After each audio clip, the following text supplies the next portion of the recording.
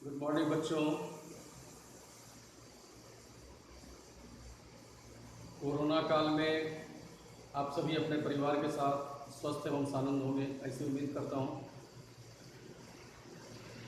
और आगे भी स्वस्थ रहेंगे, ईश्वर से यही कामना करता हूँ। आज मैं प्रस्तुत कर रहा हूँ पाठ 4, जिसका शीर्षक है काकोलू कथा। इसमें कौवे और उल्लू की कहानी कही गई है।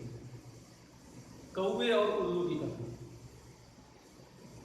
प्राचीन काले एकस्मिन् वने एक विशाल वटवृक्ष आसीत्।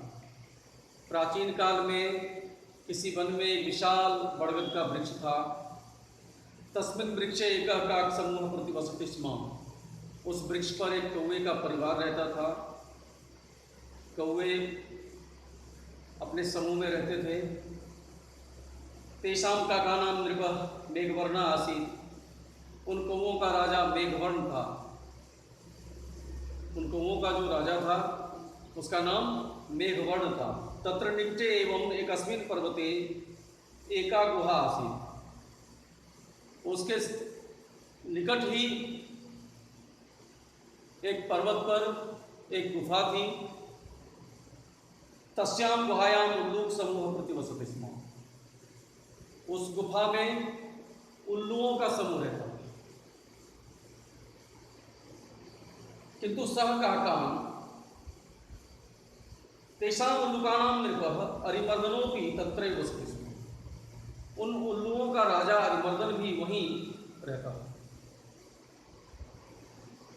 किंतु सह काकान् स्वशत्रवः इति मन्यते स्म। किंतु वह कौवों को अपना शत्रु मानता था। सह प्रतिदिनं काकं हत्वा एवं भोजनं करोति स्म। वह प्रतिदिन कौवों को मारकर ही भोजन करता। शनैः शनैः काकानां विरलां संख्यां विलोक्य मेघवर्णः एकां काकसभाम् आयोजयत्। धीरे धीरे कौवों की संख्या कम होती देखकर उसके राजा मेघवर्ण ने एक सभा आयोजित की। सह सर्वान् काकान् बोधयन् अकथयत्। उसने सभी कौवों को संबोधित करते हुए कहा, उल्लूकाः प्रतिदिनम् अस्माकं सदस्यान् मारयन्ति। उल्लू प्रतिदिन हमारे समूह में से किसी न किसी सदस्य को मार देते हैं। यदि वयं शीघ्रं कमपि उपायं न चिन्तयामः, यदि हम सभी शीघ्र ही कोई उपाय नहीं सोचते हैं, तर्हि अस्माकं काककुलमेव समाप्तं भविष्यति। तो हमारा कौवों का कुल ही समाप्त हो जाए। अस्माकं शत्रु शक्तिशाली अहंकारी च अस्ति। हमारा शत्रु शक्तिशाली है और अहंकारी भी है। रात्रौ अरिमर्दनः आक्रमणं कृत्वा अस्मान् मारयति। रात्रि में ही अरिमर्दन आक्रमण करके हम सबों को मार देता है, मार देगा। अतः भवन्तः सर्वे स्वविचार्यं प्रकटयन्तु। यदि अतः आप सभी अपना अपना विचार प्रकट करें कि उससे किस तरह हम अपनी रक्षा कर सकते हैं। तेषु काकेषु एकः भीरु काका अवदत्। उन्हीं कौवों में से जो डरपोक था उसने कहा, अस्माभिः तस्य अरिवर्णस्य पराधीनता स्वीकरणीया। हम सबों को अरिवर्ण की पराधीनता स्वीकार करनी चाहिए। उसने ऐसी सलाह दी। अन्य एक काका अवदत्। वहीं पर दूसरा कौवा जो था खड़ा था उसने कहा कि हमें युद्ध करना चाहिए। अस्माभिः युद्धं करणीयम्। हमें युद्ध करना चाहिए। सर्वे काका द्वयो विचारिणो विरोधम्। सभी कौवों ने उन दोनों के विचारों का विरोध किया। तत्र एकः स्त्रीजीवी काकः, स्त्रीजीवी नामकः चतुरः काका शान्तिचित्तेन सर्वं शृणोति स्म। वहीं पर स्त्रीजीवी नाम का कौवा जो था वह शांत चित्त से, शांत भाव से सबकी बात सुन रहा था। मेघवर्ण स्त्रीजीवम् अपृच्छत्। मेघवर्ण ने स्त्रीजीवी से पूछा, कृपया भवान स्वविचारं प्रकटयतु। कृपया आप अपना विचार प्रकट करें। सृजीवी कथयत, हे महाराज अस्माकं शत्रु बलशाली अस्ति, कि हे महाराज, सृजीवी ने कहा कि हे महाराज हमारा शत्रु बलशाली है, अतः अस्माभि छल नीति प्रयोग करिए, अतः हमें भी छल का प्रयोग करना चाहिए, अन्यथा हम अपने शत्रु से नहीं जीत पाएंगे। मेघवर्ण अवदत विस्तारेण कथयतु अस्माभि किम करनी। मेघवर्ण ने कहा, मेघवर्ण समझ गया कि इसके दिमाग में कुछ बात चल रही है, इसलिए मेघवर्ण ने पूछा कि स्पष्ट रूप से कहो, विस्तार पूर्वक कहो कि हमें क्या करना चाहिए। सृजीवी कथयत भवान माम अपशब्दम कथयतु,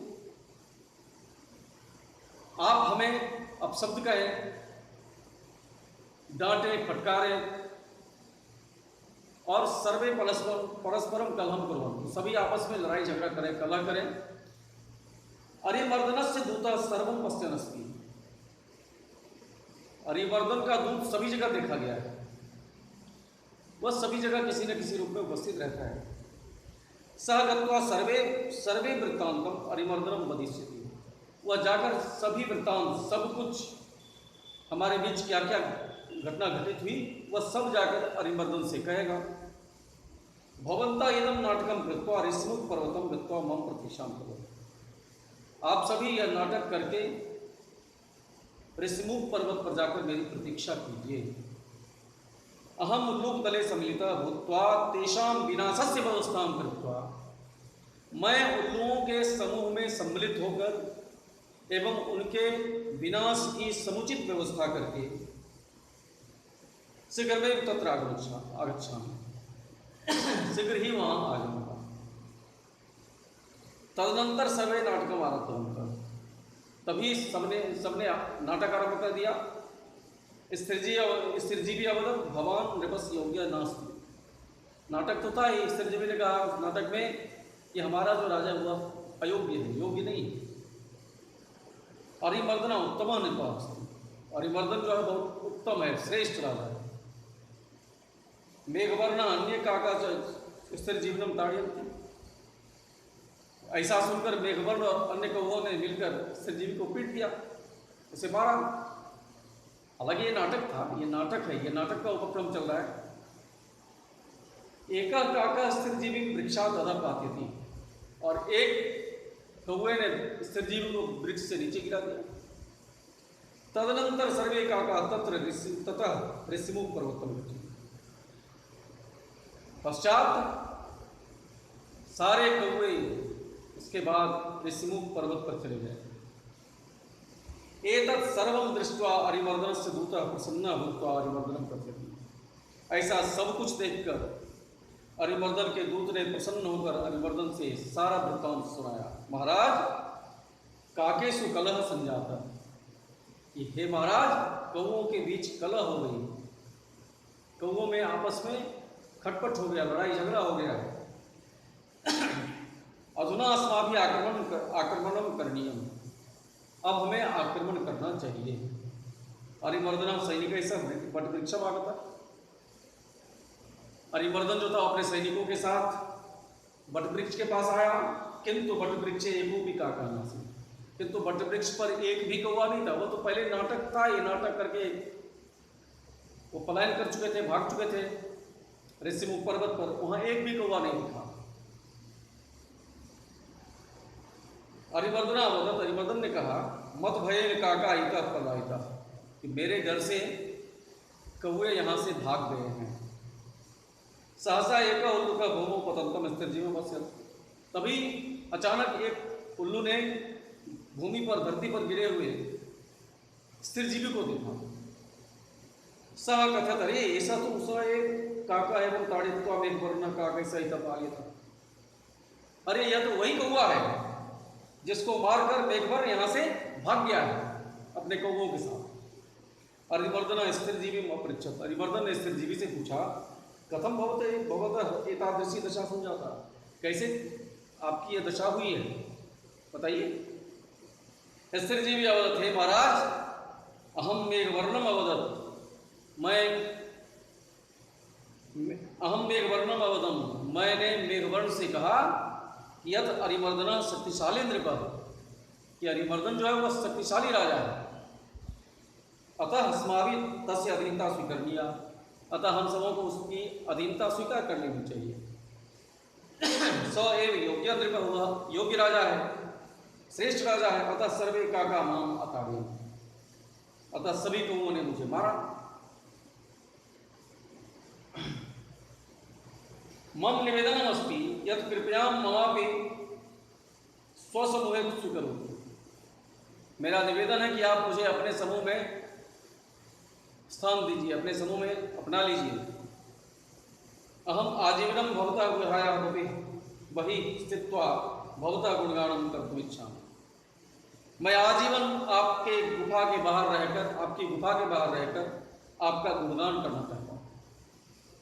सहसा एक उल्लू का कथित, अचानक एक उल्लू ने कहा, नहीं नहीं महाराज, शत्रु विश्वास न करनी है, शत्रु पर विश्वास नहीं करना चाहिए। ऐसा आसमान वंचती, ऐसा आसमान वंचती, हमसे झूठ कहेगा। अन्य उल्लू का कथित, दूसरे उल्लू ने कहा, नहीं महाराज, और एतम गुहा स्वगुहाम नयाना, ऐसा काका नाम भेद आसमान वदिष्यति, इसे अपनी गुफा में ले चलो, यह हमें कौओं का भेद बताएगा, ये झूठा नहीं है। अरिमर्दन स्थिरजीवी स्वगुहाम अने, अरिमर्दन जो था वो स्थिरजीवी को अपनी गुफा में ले आया। स्थिरजीवी प्रतिदिनम गुहाया बहिरे विस्थित्वा अरिमर्दन से गुणगान मारो, स्थिरजीवी तो प्रतिदिन गुफा के बाहर रहकर, गुफा के बाहर रहकर अरिमर्दन का गुणगान करने लगा। शैत्यम आगतम मद स्थिरजीवी अरिमर्दन से आज्ञा गृहम निर्वातुम काष्ठ संग्रह, और जैसे ही शीतकाल का आरंभ हुआ, स्थिरजीवी ने अरिमर्दन की आज्ञा से लकड़ी, घर के बनाने के लिए लकड़ियों का संग्रह करना शुरू कर दिया। सनय सनय गुहाया द्वारे एवं यथेष्टम काष्ठ संग्रह, धीरे धीरे उसने अपनी उस गुफा के द्वार पर यथेष्ट यानी पर्याप्त मात्रा में लकड़ियों का संग्रह कर दिया, लकड़ियां इकट्ठी कर दी। एकस्मिन् दिवसे स्थिरजीवी ऋषमुख पर्वतम अगच्छत्, एक दिन जो स्थिरजीवी जो था वह ऋषमुख पर्वत पर आ गया। तम दृष्टवा सर्वे काका प्रसन्ना अभवन्, उसे देखकर सभी को वे प्रसन्न हुए। स्थिरजीवी अकथयत्, अहम उल्लूकानां विनाशाय व्यवस्थां कृत्वा आगतोऽस्मि, मैं उल्लुओं के समुचित विनाश की व्यवस्था करके, संपूर्ण विनाश की व्यवस्था करके आ गया हूँ। भवतः सर्वे वनात् अग्निम सुकृत शीघ्रम चलतु, आप सभी वन से अग्नि लेकर शीघ्र चलें। सर्वे तथैव अकुर्वन्, सभी ने वैसा ही किया। तत्र गत्वा सर्वे काष्ठानि प्रज्वाल्य, वहाँ जाकर सभी ने लकड़ियाँ सुलगाई, आग जलाई। सर्वे उल्लुका बहनी दाहेन सर्वे उल्लुका दग्धा, आग के जलने से सारे उल्लू जो थे वो जल गए, जलकर मर गए। पुनः सर्वे काका आनंदेन वटवृक्षेण वस्तुम आगमन्, फिर सभी कौए आनंद पूर्वक उस वटवृक्ष पर रहने लगे। अतः उच्यते, अतः कहा गया है कि शत्रु कदापि विश्वास न करिए, कि शत्रु पर कभी भी विश्वास नहीं करना चाहिए। तो बच्चों, आज के पाठ में मैंने पाठ 4 को समझाया आज के वीडियो में। इसके बाद अगले पाठ में के लिए अगले वीडियो में फिर मिलूँगा, तब तक के लिए धन्यवाद।